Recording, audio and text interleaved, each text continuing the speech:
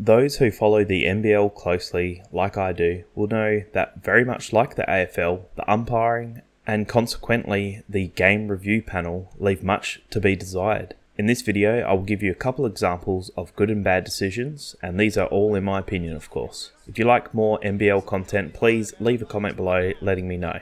As well, if you'd rather just see the footy content, let me know that as well. So, back in November 2023, Aaron Baynes from the Brisbane Bullets and Magnay from the Cairns Taipans were tangled up as they were contesting a rebound.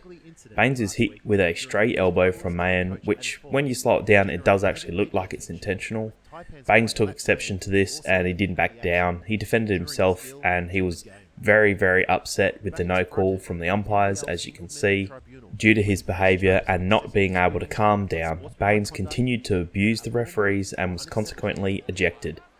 This is the right call in my opinion. Baynes gave the umpires no recourse to make the right decision. Rather, he decided to abuse and stare at the referees, trying to intimidate them. It was later found out that Baynes received a 5-game suspension, but surely there was no way an ejection like this and verbal abuse of umpires is worth 5 games, right? Well, there's actually more to the story.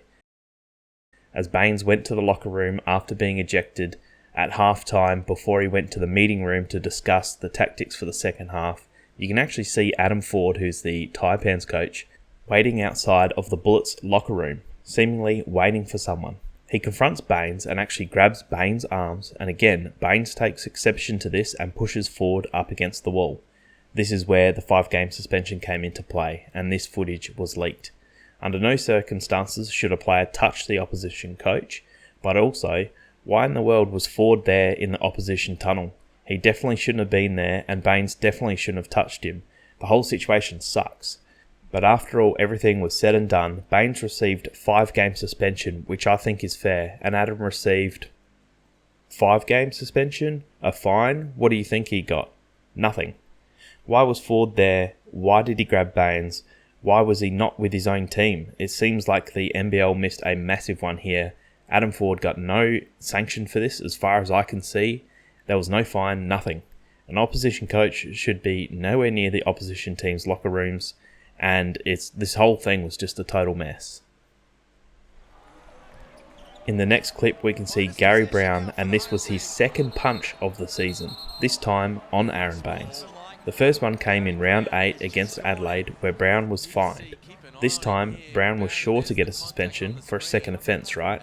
It's a punch, it's off the play, doesn't matter if it was hard or not, it just doesn't belong in the game. Well, unfortunately, he was given a 1-game ban, but it was downgraded if he took an early plea and then he only had to pay a monetary fine.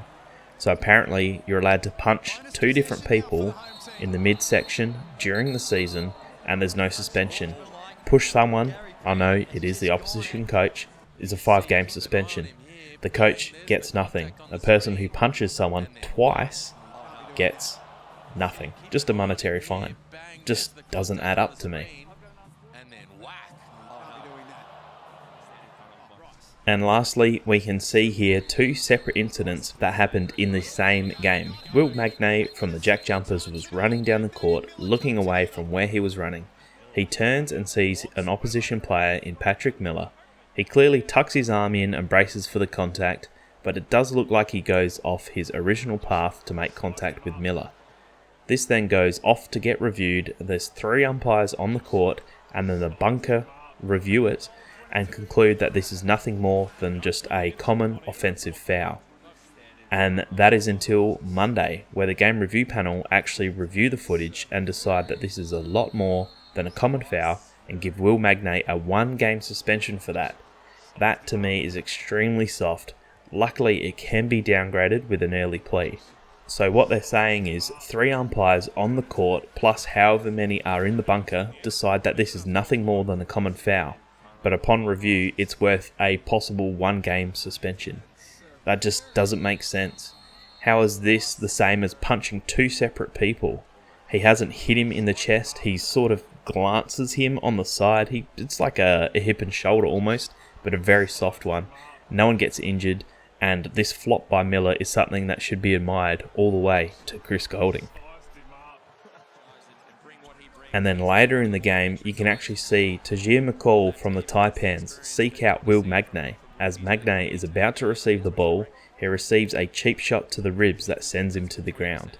You can easily crack ribs doing this, and on the replay you can clearly see McCall only has eyes for Magnay. There's no attempt for the ball at all. It's clearly a dirty play. The umpires make the right call on the day and they say this is an unsportsmanlike foul, which I agree with, and McCall makes no attempt at the ball, so I agree with that. I think that's fair. And then the game review panel come around and say this is just a fine. It's not even worth a suspension. It's clearly a retaliation to what Magnay did to Miller earlier, but that was sort of a glancing blow. This one, it seems like Tajir McCall has actually looked for Magnay and purposely tucked and hit him in the ribs to try and injure him. But somehow that's a fine with no word of a suspension at all.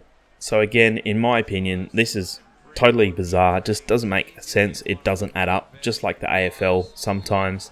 So if there's anything that we can learn from the NBL, it's that pushing the opposition coach in the tunnel where he's basically in your change rooms is a 5-week suspension. Punching 2 players in the chest off the ball is only a fine.